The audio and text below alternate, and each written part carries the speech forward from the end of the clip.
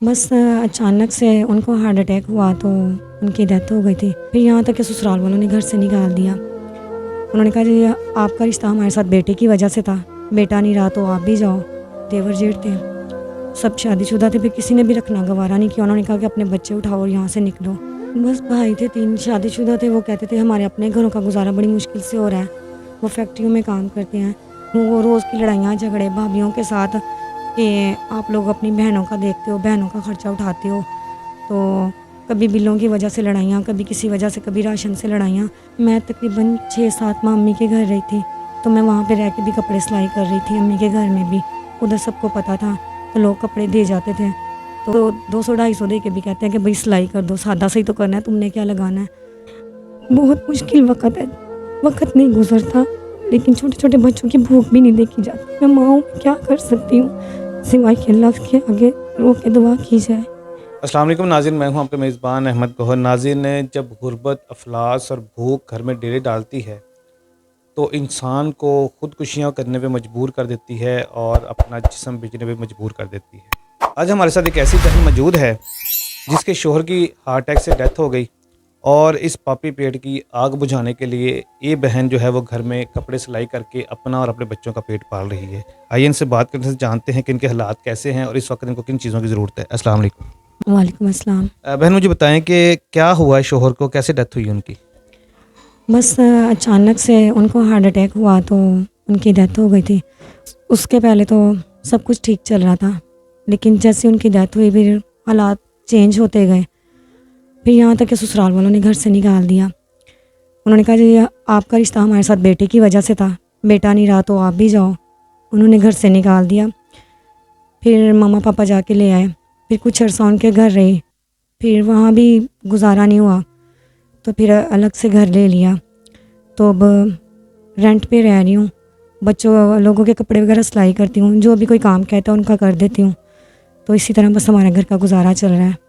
कोई भी काम कहता है वो ही कर देती हैं, चाहे कोई कहे सफाई कर दो, चाहे कुछ भी कहे। यानी कि कोई कह देता है रज़ाइयाँ सिलाई कर दो, कोई कह देता है हमारा ये काम कर दो, कपड़े यानी कि धो दो। फिर इस तरह करके गुजारा कर लेती हूँ, क्योंकि ठीक हो बच्चों का गया, पेट भी तो पालना है ना। सही हो गया। मुझे बताएं कि जब शोहर ज़िंदा थे उस वक़्त हालात सही थे आपके? जी अल्लाह का शुक्र है, तब बिल्कुल सब ठीक चल रहा था। तब किसी चीज़ की भी ज़रूरत नहीं थी, ना कभी कमी पेशी थी। ससुराल वाले भी ठीक थे? जी सब ठीक चल रहा था, कभी कोई बात नहीं हुई थी। लेकिन जैसे ही उनकी डेथ हुई है, तो उनकी डेथ के तकरीबन 1 महीने के बाद लड़ाइयाँ झगड़े शुरू हो गए। फिर उन्होंने अम्मी वगैरह को फ़ोन किया कि अपनी बेटी को ले जाओ, हमसे नहीं इसका बोझ उठाया जाता। तो इस तरह फिर बस, क्योंकि सास की भी डेथ हो गई थी, ससुर थे वो बीमार रहते थे, तो देवर जेठ थे, सब शादीशुदा थे, फिर किसी ने भी रखना गवारा नहीं किया। उन्होंने कहा कि अपने बच्चे उठाओ और यहाँ से निकलो। तो फिर हम लोग आ गए अम्मी के घर। अच्छा बहन मुझे बताएं कि माँ-बाप जो होते हैं वो तो ज़ाहिर अपनी औलाद चाहे बूढ़ी भी हो जाए उसको भी सँभाल लेते हैं। तो आपके बहन भाइयों ने घर वालों ने क्यों नहीं सँभाला आपको? बस भाई थे 3 शादीशुदा थे, वो कहते थे हमारे अपने घरों का गुजारा बड़ी मुश्किल से हो रहा है। वो फैक्ट्रियों में काम करते हैं। तो पापा जो वो बहुत ज़्यादा बूढ़े थे, वो कहीं काम वगैरह नहीं करते थे, वो भी बीमार थे। तो बस फिर अम्मी की किसी ने सुनी नहीं, अम्मी कहती रहीं, रोती रहीं कि बहन है घर से ना निकालो। तो लेकिन वो रोज़ की लड़ाइयाँ झगड़े भाभियों के साथ कि आप लोग अपनी बहनों का देखते हो, बहनों का खर्चा उठाते हो। तो कभी बिलों की वजह से लड़ाइयाँ, कभी किसी वजह से, कभी राशन से लड़ाइयाँ। तो फिर तंग आके मैं खुद इस साइड पे हो गई, क्योंकि रोज़ रोज़ की ये इंसल्ट होना, बातें होना तो बर्दाश्त नहीं होती थी। फिर मैं बच्चों को लेके एक साइड पे हो गई। जब आपने लदा से घर लिया है तो ज़ाहिर है फ़ौरी तौर पे तो बंदे जो है ना वो काम-शाम जो है ना वो बंदे को नहीं मिलता है। तो फिर उन दिनों में कैसे गुज़ारा हुआ आपका? किस तरह से मैनेज किया आपने? मैं तकरीबन 6-7 माह अम्मी के घर रही थी, तो मैं वहाँ पे रह के भी कपड़े सिलाई कर रही थी अम्मी के घर में भी। उधर सबको पता था, तो लोग कपड़े दे जाते थे। तो कुछ पैसे अम्मी ने फिर दिए सबसे छुप के, तो फिर कुछ मैंने खुद किए। पहले हमने एक कमरे वाला घर लिया, छोटी सी बैठक ली थी। फिर सामान वगैरह भी मेरे ससुराल वालों ने नहीं दिया था, हमें कुछ भी नहीं था मेरे पास। तो मैं बच्चों को लेके फिर वहाँ पे शिफ्ट हो गई। फिर अम्मी ने घर का राशन वगैरह डलवा दिया। तो बस फिर गुज़ारा होता रहा, फिर आहिस्ता-आहिस्ता करती रही। फिर जैसे-जैसे लोगों को पता चलता रहा, वो कपड़े देते रहे। फिर ऐसे ही होता है कि काम वगैरह करती हूँ, कपड़े वगैरह सिलाई कर लेती हूँ। कितने पैसे कमा लेती हैं और गुज़ारा कैसे करती हैं इस महँगाई के दौर में? बस भाई कपड़े सिलाई करती हूँ, कभी होता है कि दिन में 1 सूट आ जाता है, कभी होता है 2 सूट आ जाते हैं, 1 सूट आ जाए तो 300-400 सिलाई लोग देते हैं। तो कोई अगर कह दे कोई रज़ाई किसी की सिलाई करनी है या किसी का कोई और ऐसा कोई सिलाई वगैरह का काम है, वो कर दो, वो कर देती हूँ। कोई 100-200 उधर से आ जाते हैं। बस बहुत मुश्किल से गुज़ारा हो रहा है क्योंकि जितनी आजकल महँगाई है, किराए बिल पूरे नहीं होते, फिर ऊपर से घर का राशन, फिर बच्चे हैं माशाल्लाह। तो बस कुछ ना पूछे, बस अल्लाह की तरफ से ही हो रहा है जो भी हो रहा है। आजकल तो जो है ना वो मतलब ज़ाहिर है हर चीज़ के रेट बढ़े हुए हैं, तो सिलाई के रेट भी बढ़े हैं। लोग तो 1500 2,000 रुपये लेते हैं, आपको 400-500 क्यों देते हैं लोग? भाई मोहल्लों में नहीं देते लोग, उनसे कहो तो वो फिर कहते हैं कि हम कोई और दर्जन ढूँढ लेते हैं। तो फिर मजबूरी होती है, ज़ाहिर बात है फिर करना पड़ता है। इलाका भी वैसा ही है ना, गरीब है सारे यहाँ पे उतने को। जी, यहाँ पे कोई भी इतनी सिलाई नहीं देता। वो फिर ये होता है ज़्यादा लोग फिर गाँव वाली साइड पे ले जाते हैं कपड़े, तो यहाँ पे फिर ऐसे ही करते हैं। बाज़ लोग तो 200-250 दे के भी कहते हैं कि भई सिलाई कर दो, सादा सही तो करना है, तुमने क्या लगाना है। बहन मुझे बताएं कि इस महंगाई के दौर में जैसे आप बता रही हैं कि 100-200 रुपये कमाती हैं, 400-500 कभी-कभी आता है, तो कभी भूखे भी सोना पड़ता है? जी भाई, बहुत दफ़ा ऐसा हुआ है कि खुद भी भूखी सोई हूँ, बच्चों को भी सुलाया है। लेकिन छोटे-छोटे बच्चे हैं, इंसान कब तक ऐसे कर सकता है। बाज़ दफ़ा तो घर की चीज़ें वगैरह बेच के भी उनके लिए खाना बनाया है। लेकिन बहुत दफ़ा ऐसा हुआ है कि अक्सर बच्चे भूखे सोए हैं। हालात इतने ख़राब हैं कि गुज़ारा नहीं होता। बस पता नहीं भाई कैसे गुज़ारा हो रहा है। बहुत मुश्किल वक़्त है, वक़्त नहीं गुज़रता, लेकिन छोटे-छोटे बच्चों की भूख भी नहीं देखी जाती। मैं माँ हूँ, मैं क्या कर सकती हूँ?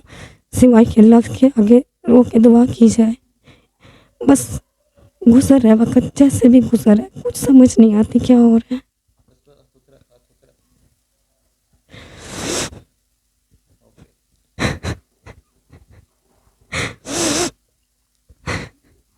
जब बच्चे कुछ चीज़ किसी चीज़ की फ़रमाइश करते हैं तो फिर कैसे दिलासा देती हैं उनको?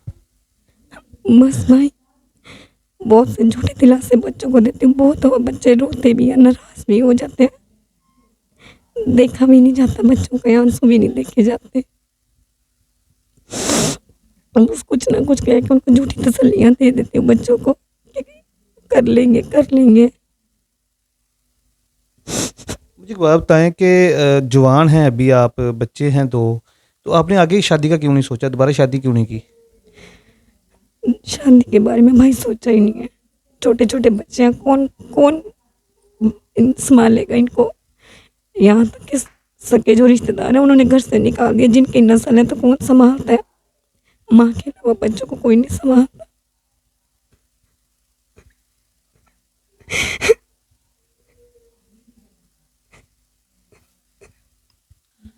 नाज़रीन बात करते हुए थोड़ा-सा इमोशनल हो गई हैं। आप समझ सकते हैं कि एक इंसान जो जिसको ज़ाहिर है कि हर जगह से निकाल दिया गया हो और अकेली बेचारी वो बच्चों को पाल रही है, घर के काम करती है। क्या बताऊँ मैं, जब इस तरह की हम स्टोरीज़ करते हैं कसम से मतलब दिल फट जाता है कि यार लोग किन-किन दुखों में और किन-किन हालात में जो है ना वो गुज़ारा कर रहे हैं अपना। तो मैं मज़ीद बात नहीं करूँगा इनसे, सिर्फ़ आपसे गुज़ारिश करूँगा, इनका नंबर आपकी स्क्रीन पे आ रहा है। तो जितने भी मुख़य्यर हज़रात इस वीडियो को देख रहे हैं, आप सब ने इनकी इस बहन की हेल्प करनी है। जितनी भी आप कर सकते हैं, कुछ भी आप कर सकते हैं। कोई इनको कोई घर लेके दे सकता है, कोई बच्चों के लिए कर सकता है, कुछ भी कर सकता है, तो इनकी आपने लाज़मी हेल्प करनी है। इजाज़त दीजिए, अल्लाह निगहबान।